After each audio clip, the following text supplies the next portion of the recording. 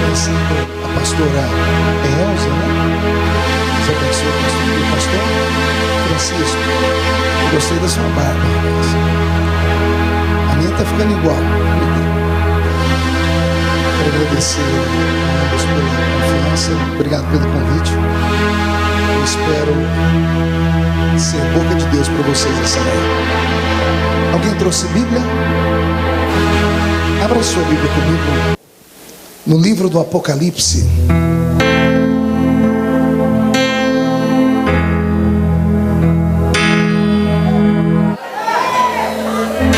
Apocalipse, capítulo de número 5. Deus é fiel. Também quero agradecer a Deus pela vida do Paulinho. Cadê o Paulinho? Está aqui. Paulinho foi a ponte para que eu viesse para cá. Eu costumo dizer que Jesus é o caminho até a minha agenda. E o Paulinho é o pedágio, né? Glória a Deus. O tecladista que vai me acompanhar aí, obrigado. Mais baixinho um pouquinho, tranquilinho, tá? Fique em paz, já vi Deus aí na sua vida. Você pensa. Apocalipse 5, verso 1. E vi na mão direita daquele que estava sentado no trono um livro escrito por dentro e por fora, todo ele selado com 7 selos. Vi também um anjo que proclamava com grande voz: quem é digno de abrir o livro e desatar os seus selos? Ora, nem no céu, nem sobre a terra, nem debaixo da terra, ninguém podia abrir o livro nem olhar para ele. E eu chorava muito, porque ninguém foi encontrado digno de abrir o livro, nem de olhar para ele. Todavia, um dos anciãos me disse: não chores, eis ali o leão da tribo de Judá, a raiz de Davi, que venceu para abrir o livro e desatar os seus 7 selos. Amém. Feche a Bíblia, coloque no banco, na cadeira, pegue na mão da pessoa mais perfumada do seu lado. Ainda dá tempo. Aperte a mão dele ou dela com carinho até eles falarem aleluia. Pentecostal que não faz barulho está com defeito de fabricação, não é? Vamos orar. Pai, nós te exaltamos e te glorificamos. Nós entendemos que dentro de alguns minutos, e esta linda igreja ficará pequena para o tamanho da glória que o Senhor vai mandar sobre nós. Os que vieram tristes começarão a saltar de alegria. Os que vieram se arrastando voltarão voando nas asas de um novo tempo. E antes que eu comece a ministrar a sua palavra, cerque esta igreja com a sua glória. E num raio de 5 quilômetros, onde houver um demônio alojado, eu dou a esses demônios segundos para sumirem daqui. Porque se não sumirem, serão queimados pelo poder da sua glória, que aqui será derramada. Rasgue o céu sobre nós esta manhã. Manda anjos de fogo descerem aqui. Que estes anjos desçam trazendo brasas de fogo nas mãos. Comecem a esparramar estas brasas entre nós. E onde houver um crente cheio do Espírito Santo, pega ele, Senhor, e mostra o caminho da verdadeira e poderosa adoração.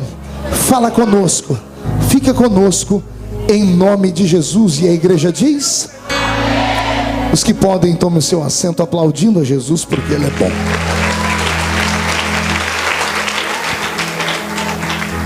Glória a Deus. A palavra que Jesus plantou no meu coração nesta manhã é uma palavra muito linda. E se você me emprestar a sua mente por alguns minutos, eu creio que a sua alma ficará farta com a palavra do Senhor. Apocalipse não é um livro comum. É um dos livros menos lidos por toda a igreja. Também é um livro que alguns pregadores têm dificuldade de andar por ele. A linguagem do livro do Apocalipse é uma linguagem futurística, é uma linguagem metafísica. Talvez por isso as pessoas tenham dificuldade de compreender as palavras que nele está escrito. Mas aquele leitor da Bíblia, que lê a Bíblia com o coração, vai compreender que o livro do Apocalipse não é um livro apenas das coisas do futuro.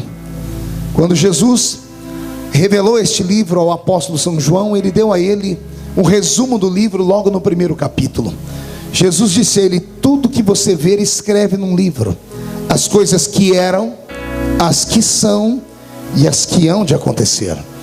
O Apocalipse é um resumo do passado de João, do presente em que ele vivia e do futuro dele, que pode sim atingir os nossos dias e até o grande dia da volta do Messias sobre esta terra. O capítulo 5 do Apocalipse é um desses capítulos que pode ser interpretado à luz do passado, do presente do João e também do futuro. No capítulo 5 do Apocalipse, nós temos alguns fatos que nunca mais aconteceram no céu, só aconteceram naquele dia. Nós temos dentro do céu uma figura humana. É claro que é um modo de falar. Não foi a carne de João que foi arrebatado até o céu, foi o seu espírito. Os crentes aqui devem se lembrar da história. João, o grande ancião, pastoreava a cidade de Éfeso quando tinha mais de 90 anos de idade. Foi o último dos discípulos a sobrar vivo nesta terra. Os outros 11 haviam sido flagelados, assassinados e transformados em mártires. O imperador do seu tempo, descobrindo que João era o último dos apóstolos de Cristo que ainda vivia, quis ele colocar o nome dele nos anais da história. Mandou chamar João e obrigou João a negar o nome do Salvador. E João disse: enquanto fui jovem, ele nunca fez nada de mal por mim, porque agora, no fim da minha vida, eu negaria. E então o imperador, sabendo que João responderia desta forma, arquitetou um projeto para matá-lo e fez uma grande banheira, um grande tacho, e colocou azeite fervendo nele. Fez uma grande festa e chamou seus convivas, e chamou também o velho João, e deu a João a oportunidade de negar a fé no seu Salvador. A história diz que João olhou para o imperador e disse: aquele tacho de azeite fervendo não é meu inimigo, é meu amigo, é a carruagem que me levará mais rápido à presença de Deus. Há quem diga que o velho João olhou nos olhos do imperador e disse para ele: se eu fosse mais jovem, sairia correndo e daria um mergulho lá dentro, mas já tenho 90 anos, então me ajude, me jogue dentro dele para eu me encontrar com o Salvador. Foi isso que fizeram. Diz a história que quando o corpo de João encontrou-se com aquele azeite fervendo, naturalmente, porque o corpo dele estava numa outra temperatura, o choque térmico fez subir uma grande cortina de fumaça, e todos em silêncio esperavam, depois da cortina de fumaça, o corpo de João derretido dentro do tacho. Mas quando saiu a fumaça, lá estava João tomando um banho de azeite. Eu acho que foi a primeira sessão de hidratação de pele da história. O velho João hidratou a sua pele com aquele azeite, e o imperador gritou: por que é que esse azeite não queimou você? E lá de dentro do tacho, João gritou: é que o azeite que está dentro de mim é mais quente do que o azeite que está por fora. A presença do Espírito Santo de Deus.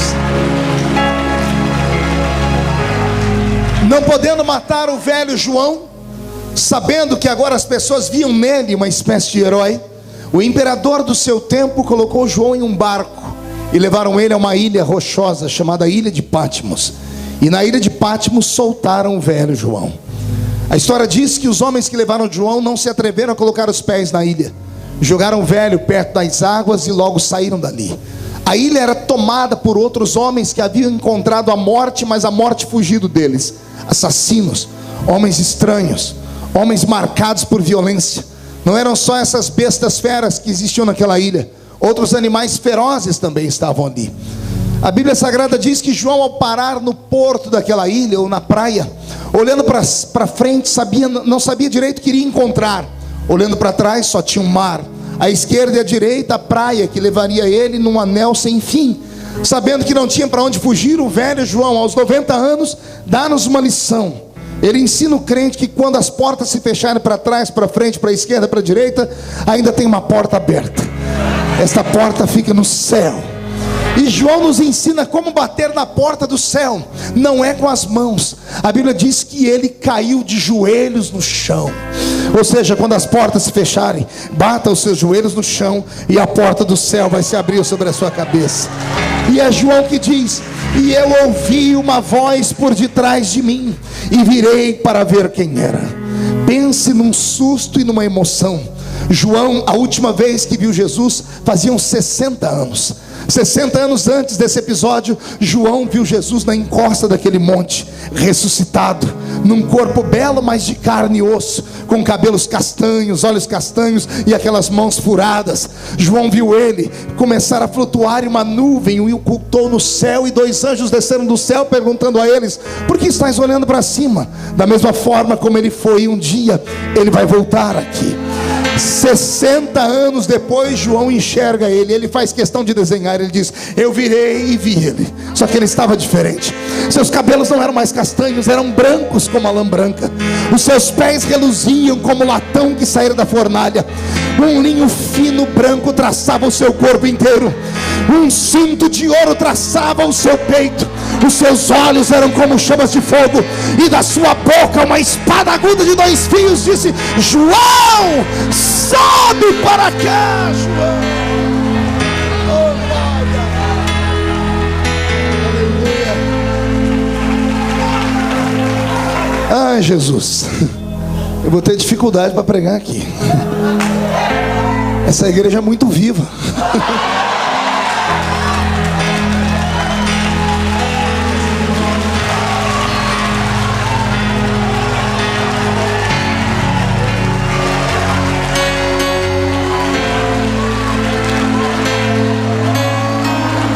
Deus está aqui. Deus está aqui. Imagine vocês que João, quando foi arrebatado ao céu, depois de visitar as pairagens daquela terra sagrada, ele até arriscou desenhar para nós tudo que ele viu. Eu fico com pena de João. Pergunte por quê. Só fala se todo mundo perguntar. Porque Jesus, em toda a sua vida, no seu ministério aqui na terra, no início da igreja, ele ousou levar para o céu só 2 homens. Um era pastor de igreja e o outro era evangelista. O pastor que foi no céu, Deus mostrou para ele como era o céu. Quando ele voltou, ele estava num culto como esse pregando, quando ele lembrou, e ele começou a falar: eu conheço um homem que, se no corpo não sei, se fora do corpo também não sei, foi arrebatado ao 3º céu e ouviu coisas inefáveis. Quando ele disse isso, a igreja ficou como vocês aqui, com olhos esbugalhados, esfomeados, querendo saber o que era. E ele disse que não é lícito aos homens contar. A igreja ficou frustrada. Jesus percebeu que levando Paulo para o céu não deu certo, porque Paulo era muito inteligente. E todo homem inteligente tem dificuldade em lidar com aquilo que é revelado, porque a revelação sai da área da consciência e da lógica. A revelação trabalha na metafísica e trabalha com o espírito. Só aceita quem é espiritual. As coisas do espírito se discernem espiritualmente. E como Paulo ficou com medo de perder a membresia, porque tinha gente que não era convertida, ele achou por bem não contar. Aí Jesus levou um evangelista para o céu, que foi João. E o evangelista, coitado, essa é a diferença de pastor e evangelista, sabia disso? O pastor pensa para falar, o evangelista fala sem pensar. É por isso que a maioria dos evangelistas começam a pregar, daqui a pouco começa todo mundo proibir ele de pregar, porque ele começa a trocar os pés pelas mãos, vai falando mais do que deve. João era evangelista, e aí coube a João a incumbência de contar como era o céu. E Jesus disse: tudo que você vê é para escrever num livro. E João acabou desenhando um céu para nós, que na verdade não é daquele jeito que ele viu. Por exemplo, ele viu um céu que tem ruas de ouro. Eu não acredito que tenha ruas de ouro no céu. Quer perguntar o porquê? Porque o ouro é da terra, e o ouro pode ser queimado, derretido, pode até ser destruído e terminado. E o céu é feito de uma matéria, entre aspas, porque eu não posso chamar de matéria, é feito de uma glória que não pode ser jamais destruída. João viu algo no céu que parece ouro, mas não era ouro. Com certeza é muito melhor do que o ouro. Porque ouro, qualquer rei dessa terra pode comprar e fazer uma rua de ouro para ele também. João viu uma cidade cercada por uma muralha que tinha 12 camadas de pedras. E ele começou a dizer: tinha lá o jaspe, o carbúnculo, o berílio, o topázio, a esmeralda. Eu não posso acreditar que no céu tenha pedras preciosas. Até porque quem conhece geologia sabe que uma pedra preciosa, antes de ser pedra preciosa, ela era um cristal de rocha. Antes de ser um cristal de rocha, ela era um carvão mineral. Antes de ser um carvão mineral, ela era só uma pedra comum que não presta para nada. Eu não posso imaginar que o céu tem algo que evoluiu. O céu tem algo que é eterno. Tem algo lá que brilha como a esmeralda, mas é muito melhor do que a esmeralda. Tem algo lá que é muito melhor do que tudo nessa terra. Mas João, coitado, ele estava debaixo de uma lei. Jesus deu ordem, é para escrever, e aí ele acabou escrevendo. Então eu tenho pena de João, mas ele foi um grande guerreiro. Quando João entrou dentro do céu e conheceu as paragens celestes, ele entrou dentro de uma sala, respire fundo, uma sala imensa. Um dia nós entraremos dentro dela. Assentado no trono estava o Senhor dos senhores, Rei dos reis. Acima dele, serafins estavam cantando: Santo, Santo, Santo, Santo, Santo. Se eu conheço a Bíblia Sagrada, debaixo dele estavam querubins, que estavam sustentando o seu trono de glória. João olhou para ele e viu que sob o seu colo estava um livro. O livro estava fechado, e não estava só fechado, ele estava selado com 7 selos.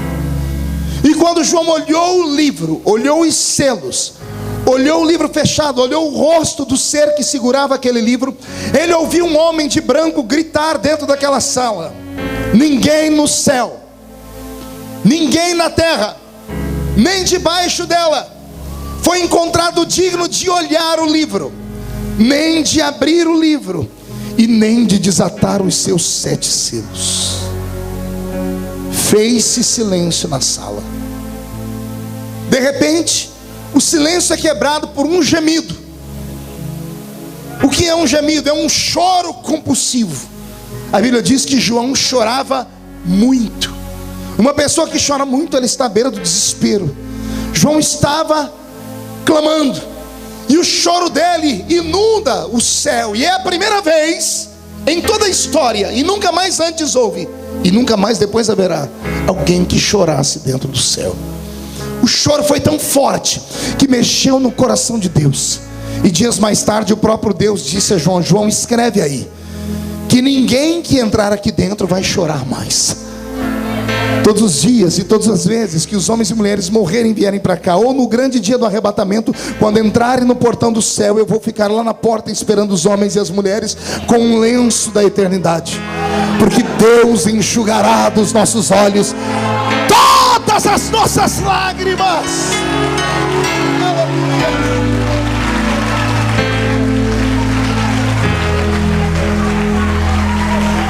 Anjos não choram, porque anjos não têm alma. Anjos são espíritos. O próprio Deus nunca havia chorado, porque Deus também não tem alma. Deus é espírito. A alma é um presente que Deus deu só para essa raça que está aqui, ó. É o palco das emoções. É o que faz a gente ficar triste ou feliz, alegre, raivoso, ter paciência, chorar de alegria ou de tristeza. E agora ele leva um homem lá para o céu, e o homem tem crise de choro. E quando João chora, eu questionei a Deus, por que ele chorava? Ora, o livro estava fechado, sim ou não? Selado por dentro e por fora, sim ou não? Sim. E por que João chorava?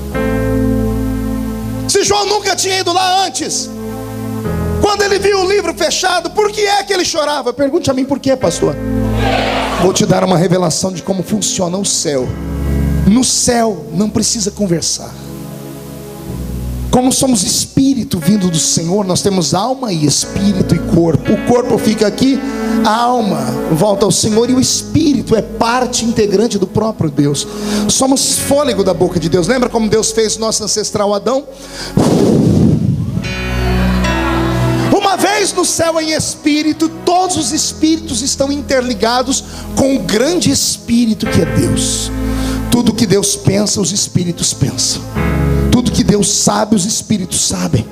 Não precisa conversar. É como se fosse telepatia. João entrou no céu, viu o livro fechado, ele olhou para Deus e viu Deus triste, e ele entendeu porque Deus estava triste.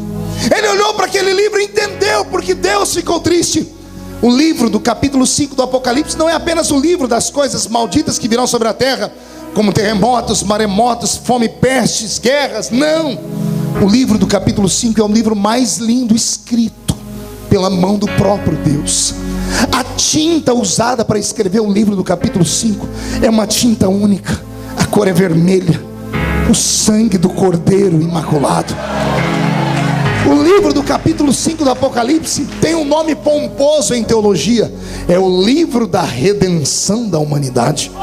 Mas por ser pomposo, talvez seja por isso que as pessoas não compreendem, e poucos deram glória a Deus quando eu falei. Eu vou usar um nome que todos nós conhecemos, o nome mais conhecido popularmente: é o livro da vida. Oh glória, melhorou, não é? Esse era o livro que estava no colo de Deus. Agora respire fundo. Se o que estava na mão de Deus era o livro da vida, por que é que João chorava? Porque quando eu falei livro da vida, você, ao invés de chorar, deu um glória a Deus. Por que é que João chorava ao ver o livro da vida? Simples, porque o livro da vida não é só um livro, ele é um testamento. E um testamento é aquele documento deixado por alguém que era dono de muitas propriedades, ou dono de alguma propriedade, que ao morrer declarou que o nome composto naquele testamento seria o herdeiro de tudo aquilo que aquele que morreu deixou. Ora, olha que coisa linda. Se o livro da vida, ele é um testamento, para que ele tivesse validade, alguém, dono de algo muito precioso, deveria morrer primeiro. Lá dentro já tinha nomes, mas os nomes que lá dentro tinham só poderiam ser lidos caso aquele que fez o atestado morresse. E aí alguém entrou dentro da sala gritando: ninguém na terra, nem embaixo dela e nem em cima dela, foi encontrado digno de abrir o livro. Por quê? Porque ninguém havia morrido. João pensou em todos os sangues dos animais derramados em toda a história, e nenhum desses sangues foi suficiente para poder romper e abrir aquele livro. E quando o homem gritou dentro da sala que ninguém pôde abrir o livro, João entendeu que o livro da vida, sendo um testamento, só faz sentido e tem validade se ele for aberto. Fechado, ele não presta para nada. E João entendeu que se o livro da vida não fosse aberto, não haveria igreja. Se o livro da vida não fosse aberto, nós não estaríamos aqui dando glórias a Jesus. Se o livro da vida não fosse aberto, não haveriam línguas estranhas, não haveria louvores, sua alma não estava sendo sacudida dentro do seu peito. Se o livro da vida não fosse aberto, alguns de nós ainda estaríamos caídos na rua e o cachorro lambendo a nossa boca. Se o livro da vida não fosse aberto, nós estaríamos atrás das grades, seríamos animais irracionais. Se o livro da vida não fosse aberto, o diabo seria o Deus desse mundo. Por isso João chorava muito. Mas quando João começou a chorar, lá dentro do céu, isso mostra que o choro de um crente mexe com o céu. Vou falar de novo: crente chorando na terra faz o céu se movimentar. O choro de João atingiu o céu, e de repente levanta um outro homem de branco. Lá não se anda, lá vem voando. Ele vem flutuando perto de João, diz: João, não chores. E eu imagino o grande João se engolindo o choro, dizendo assim: como não chorar? Você é anjo, você já está salvo. Eu sou homem, só posso ser salvo se aquele livro for aberto. Mas o seu amigo ali, o outro anjo, gritou que ninguém pode abrir o livro, e se não abre o livro não há salvação. Então eu vou continuar chorando sim. E eu imagino o homem dizendo: não, João, não chores, acabamos de encontrar alguém que pode abrir o livro. Os olhos de João brilham. Eu imagino João parando de chorar e dizendo: mas quem é ele? Onde ele está? E alguém aponta para um canto da sala e diz assim: olha quem está entrando ali, João. Eis ali o leão da tribo de Judá, a raiz de Davi, que venceu para abrir o livro.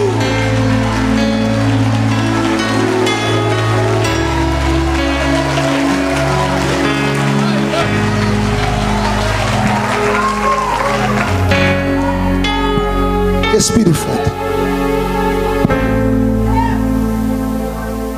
O livro do Apocalipse, capítulo 5, pode ser lido em uma outra linguagem no Velho Testamento, no capítulo 6 do livro do profeta Isaías. Isaías, no capítulo 6, versículo 8, texto usado em quantas manhãs missionárias onde eu já preguei pelo mundo.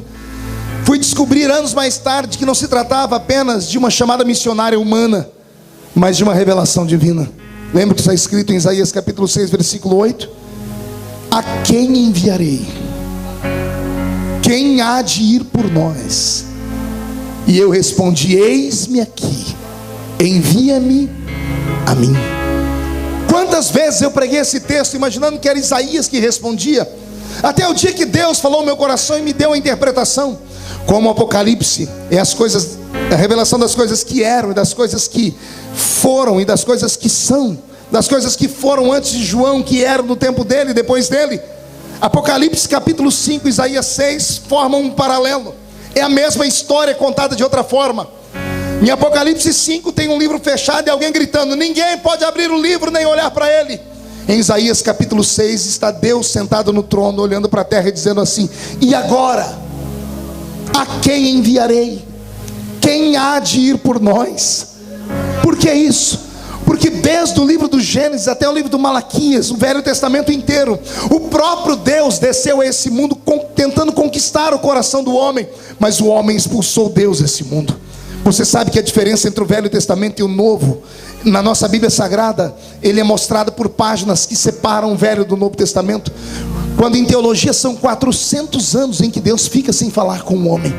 Por 4 séculos Deus não derramou mais a sua graça sobre a terra, não mandou anjos, não houve a manifestação de Deus através de nuvens, Deus não fez mais sinais nem prodígios, Deus não levantou mais profetas. Por isso existe Velho e Novo Testamento. A diferença entre o Velho e o Novo Testamento estão em 400 anos em que Deus virou as costas para o homem. E por que é que Deus virou as costas para o homem?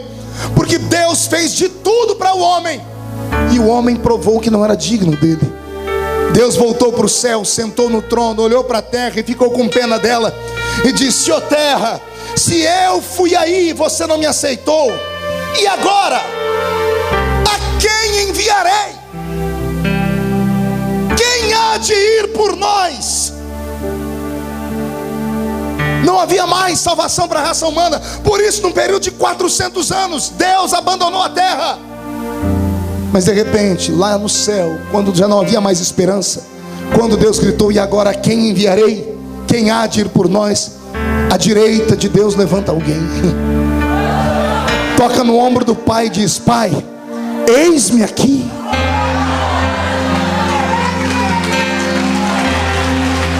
Envia-me a mim.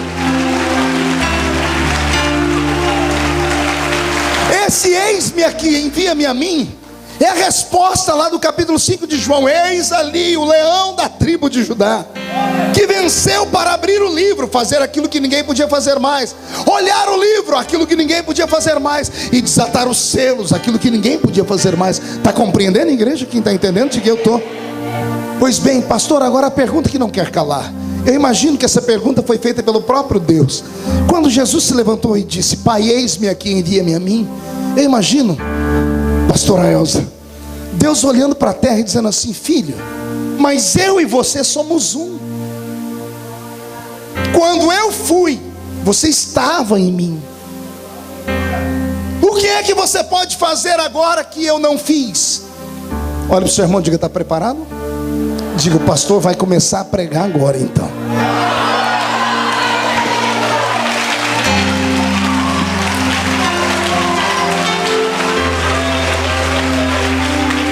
Eu desenhei para você o cenário, para você entender onde eu ia chegar. Agora eu vou começar a pregar.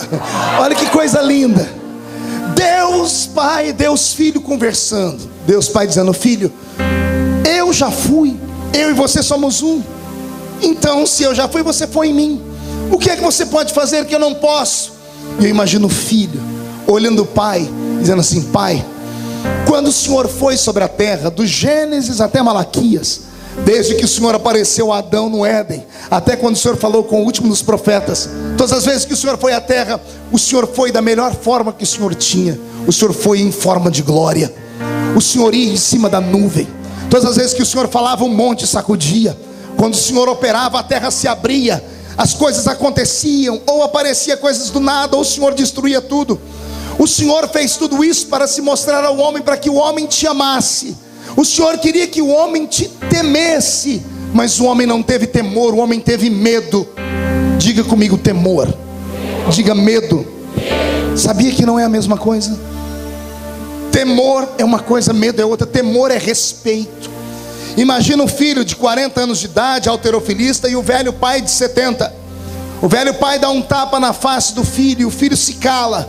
O filho se cala e não reage porque ele tem medo? Ele tem respeito, temor. Deus queria que o homem tivesse respeito, temor, mas o homem começou a ficar com medo. Quão terrível é esse Deus! Um Deus que faz cair fogo do céu, um Deus que manda abrir o mar. Os homens tinham medo e serviam a Deus por medo, e Deus não quer que ninguém sirva a Ele por medo. Aliás, isso vale para nós no tempo presente. Se tem alguém aqui nessa igreja, nesta manhã, que serve a Deus porque tem medo de ir para o inferno, com todo respeito, você vai para o inferno aqui dentro mesmo. Deus não quer que você sirva a Ele por medo. Deus não quer que você dizime por medo. Deus não quer que você adore Ele por medo. Deus não quer que você venha à igreja e seja obreiro por medo de perder o seu cargo. Não, Deus quer que você esteja aqui por amor a Ele, por respeito a Ele, porque quem respeita faz de coração aberto.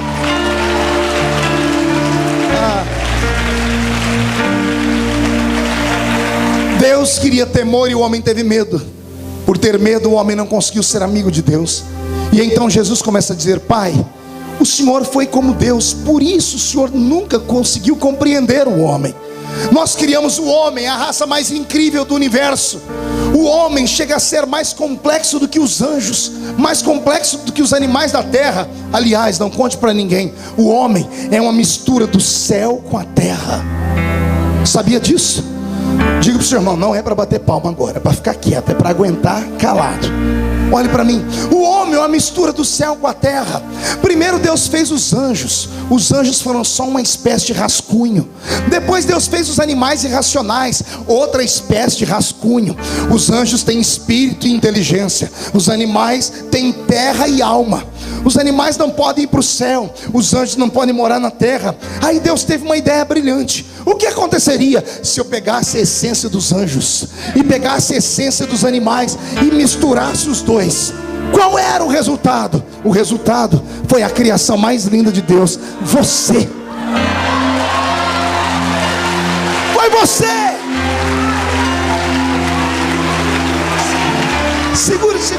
Segura. Por isso que Deus, quando nos fez uma criatura complexa. Por isso que o próprio Deus às vezes olhou do céu e disse: eu me arrependo de fazer essa criatura. Porque o homem, ele é uma espécie de Deus pequenininho. É um mini Deus. Olha o que o homem faz, olha as maravilhas que o homem é capaz de produzir. Você já andou de avião, já voou de avião, já parou pelo menos para olhar como é que o equipamento daquele que pesa centenas de toneladas consegue ficar no céu? Como é que esse aparelhinho que está aí no seu bolso, está aqui uma irmã me filmando, como é que dentro dele cabe câmera, cabe gravador, cabe filmadora, cabe tudo, e ainda você consegue falar com a voz de uma pessoa sem ter um fio que prenda ele? O ser humano cria coisas incríveis. O ser humano, ele é tremendo. Por quê? Porque Deus colocou dentro do homem o céu e a terra. Os anjos podem ser dominados porque são só céu. Os animais podem ser controlados porque são só terra. Mas como é que se controla o céu e a terra misturado? Não tem jeito. O homem tem um coração indomável. E aí Jesus começou a falar com o pai. Imaginou eu: Pai, nós nunca vamos compreender o homem. Por quê, filho? Está pronto aí? Olha para o seu irmão e diga: vamos receber um batismo de quebrantamento. Por quê, filho? Pai, olha aquela mulher lá na África. E eu imagino a terra girando e Deus vendo uma mulher. E Jesus dizendo: papai, por que aquela mulher chora? E o pai dizendo: ora, filho, você não está vendo que ela enterrou o filho dela? Sim, meu pai, eu vi. Pai, que dor é essa de sepultar um filho? Por que me pergunta, filho? Porque nós criamos a dor, mas nós nunca sentimos ela. Nós nunca tivemos alma. Nós temos espírito eterno. Pai, por que aquele homem chora lá na Oceania? Ele chora porque ele foi traído pela mulher que ele amava.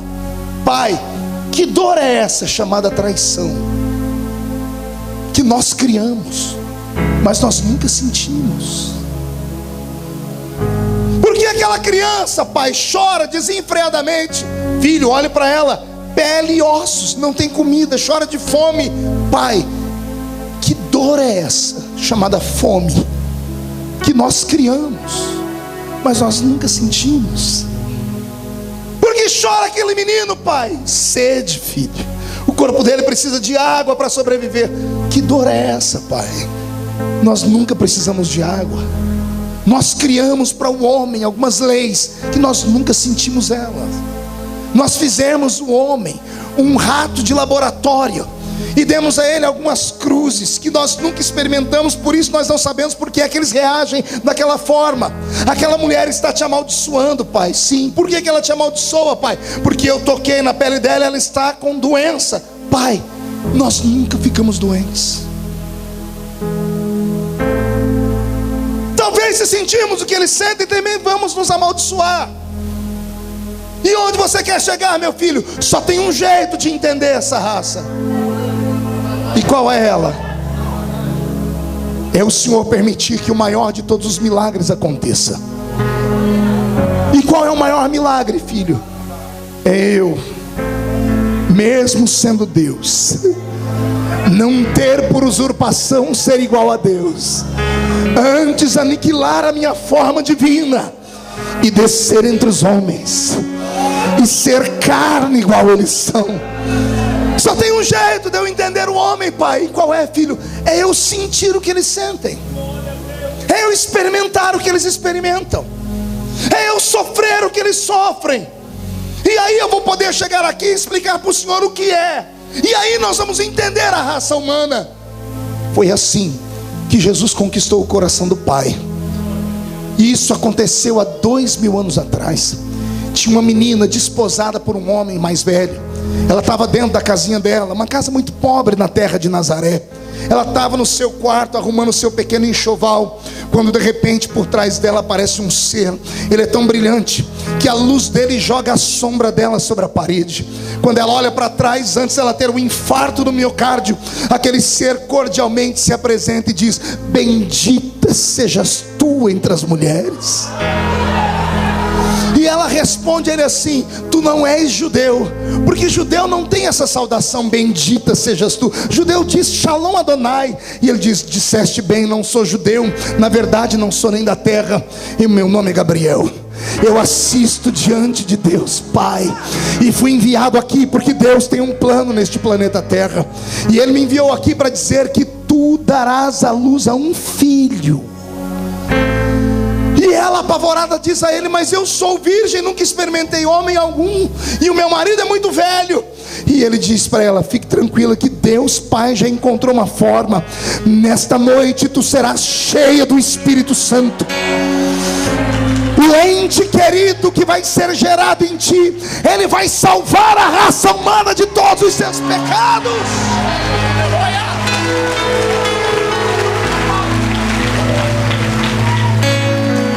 E daquele dia para cá, Deus começou uma obra extremamente maravilhosa.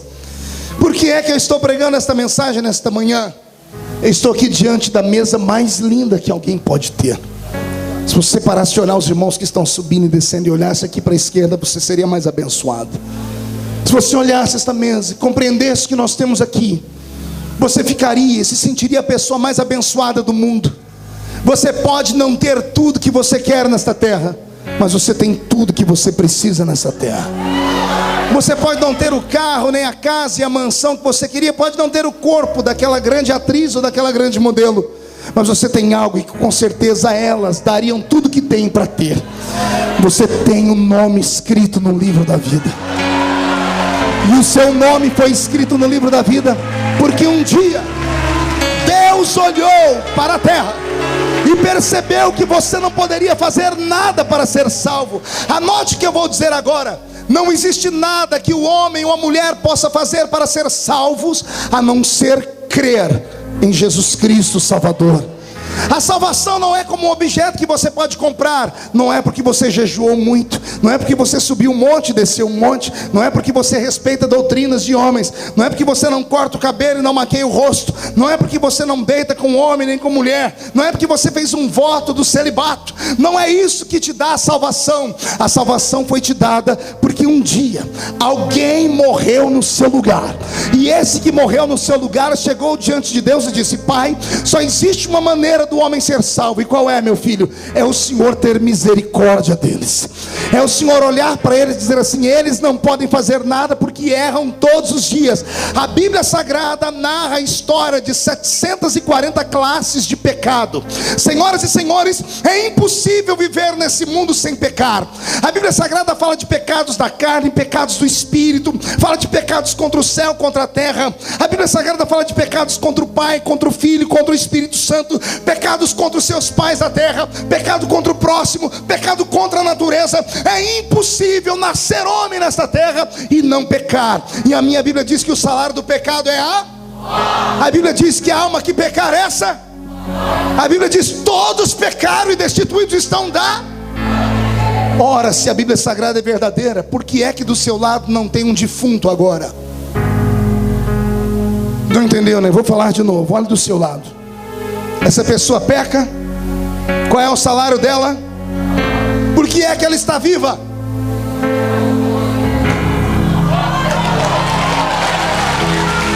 Vou falar de novo.